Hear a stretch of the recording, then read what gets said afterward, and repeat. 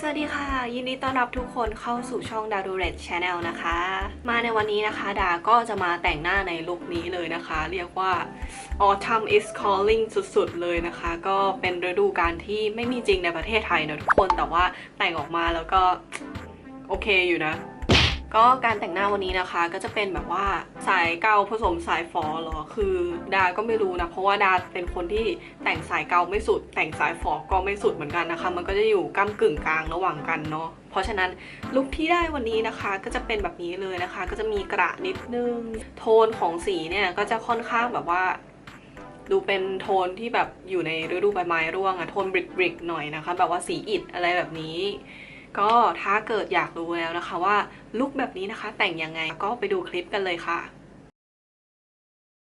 ขั้นตอนแรกนะคะเราก็มาเก็บผมให้เรียบร้อยดาได้มีการลงสกินแคร์แล้วก็ไพรเมอร์เรียบร้อยแล้วนะก็จะมาทาลิปบาล์มให้ทั่วปาก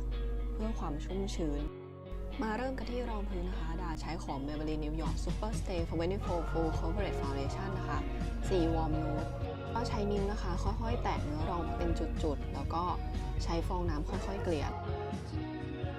ค่อยๆทาทีละด้านนะคะ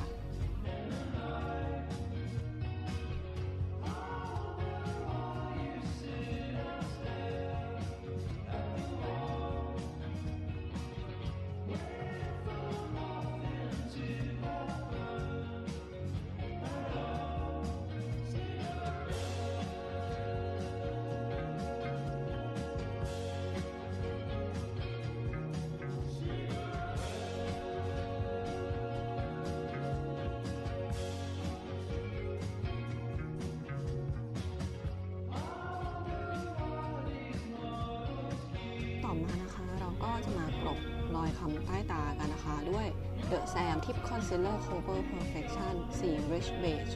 ทาคอนซีลเลอร์บริเวณใต้ตาที่มีรอยคล้ำนะคะจากนั้นก็ใช้นิ้วนางค่อยๆเบลนเนื้อคอนซีลเลอร์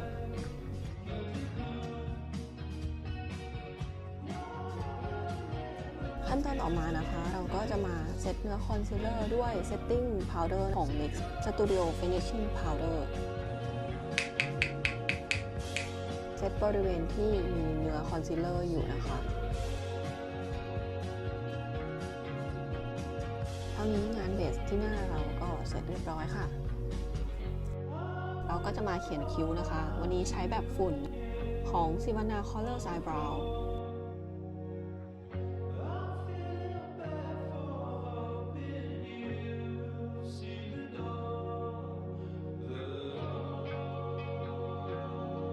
ก็จะเริ่มจากการวาดโครงคิ้วด้วยสีที่อ่อนก่อน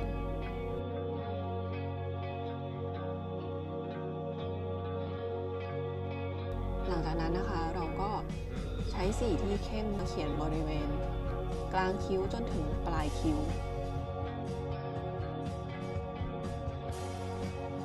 บริเวณหัวคิ้วก็จะใช้สีอ่อนนะคะค่อยๆไล่ระดับสี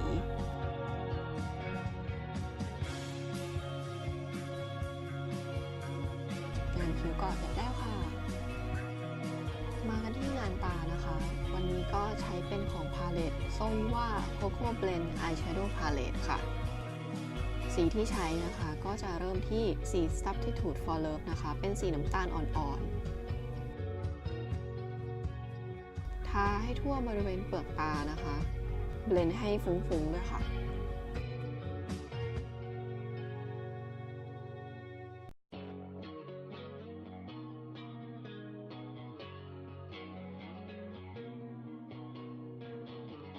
ต่อมานะคะเราก็ใช้หัวแปรงที่เล็กกว่านี้นะคะใช้สีเดิมนะคะแล้วก็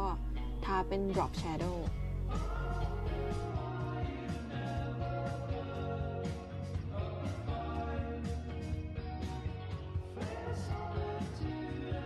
ต่อมานะคะเราก็จะใช้สี freshly toast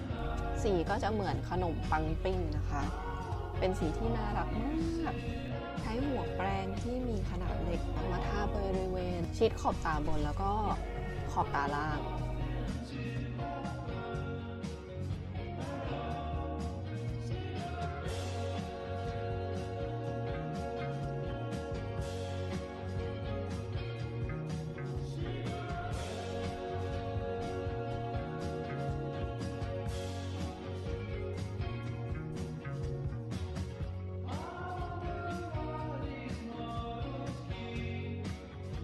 ต่อไปนะคะเราก็จะใช้พาเลตของ Savannah Colors Velvet Eyeshadow สีที่ใช้นะคะก็จะออกเป็นสีแชมเปญหน่อยๆทากลิตเตอร์นะคะให้ทั่วบริเวณเปลือกตาบนแล้วก็ขอบตาล่างด้วยค่ะต่อไปนะคะเราก็จะมาเขียนขอบตากันค่ะใช้ของ Melinda Quick Eyeliner Super Waterproof เขียนบริเวณขอบตาบนนะคะแล้วก็เติมวิงหางนิดนึงเสร็จแล้วเราก็จะมาเก็บดีเทลอายไลเนอร์ใช้ของ Lifeford High Precise Eye Pen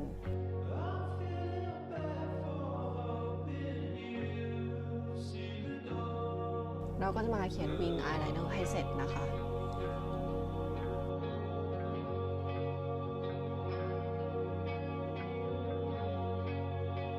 ขั้นตอนต่อไปเราก็จะมาปัดมัสคาร่าวันนี้ใช้ของ Maybelline New York The Hyper Curl Volume Express Waterproof ก็จะมาดัดขนตาก่อนนะคะ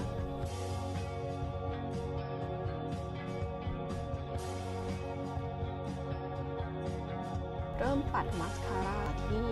ขนตาล่างก่อนแล้วก็ขนตาบนนะคะเพื่อที่จะได้ไม่เลอะง่ายๆตอนนี้งานตาของเราก็เสร็จเรียบร้อยแล้วค่ะขั้นตอนต่อไปเราก็มาปัดแก้มนะคะใช้ของ Catty Doll Malibu Sunset Blusher นะคะเบอร์ 03 สี Autumn ก็จะใช้สีที่ผสมกันทั้งหมดนะคะ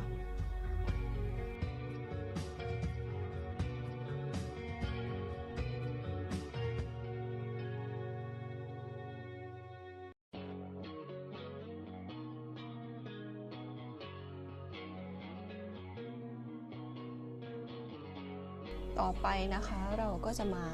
สร้างกระบนใบหน้าก็จะใช้เป็นพาเลตของ Savannah Colors Eyebrow นะคะใช้สีน้ำตาลอ่อนใช้แปรงนะคะค่อยๆจิ้มเข้าไปบริเวณแก้ม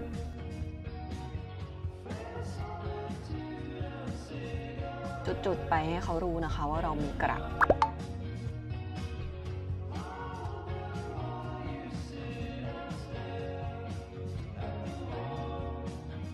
ต่อไปนะคะเราก็จะใช้หัวแปรงฟองน้ำนะคะค่อยๆเบลนด์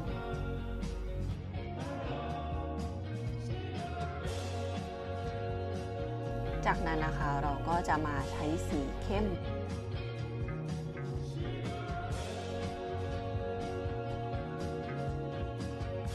จุดเพิ่มเข้าไปนะคะแต่ว่าจุดให้น้อยกว่าครั้งก่อนนะคะใช้แปรงค่อยๆเบลนด์สีนะคะเพื่อที่จะได้ดูเนียนๆว่าเรามีกระจริงๆ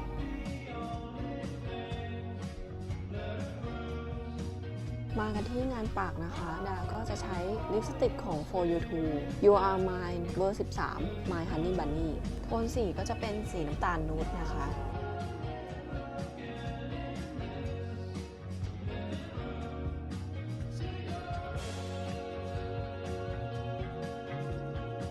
ต่อมานะคะดาก็จะมาไล่โทนสีปากนะคะโดยการใช้สีที่เข้มขึ้น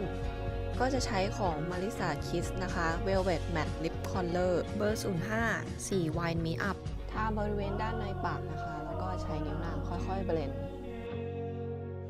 ขั้นตอนสุดท้ายนะคะเราก็จะมาเซตเครื่องสำอางนะคะ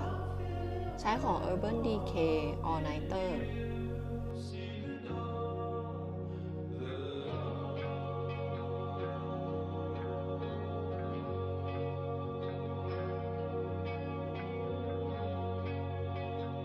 สำหรับลุค Autumn is Calling วันนี้ก็เสร็จเรียบร้อยค่ะ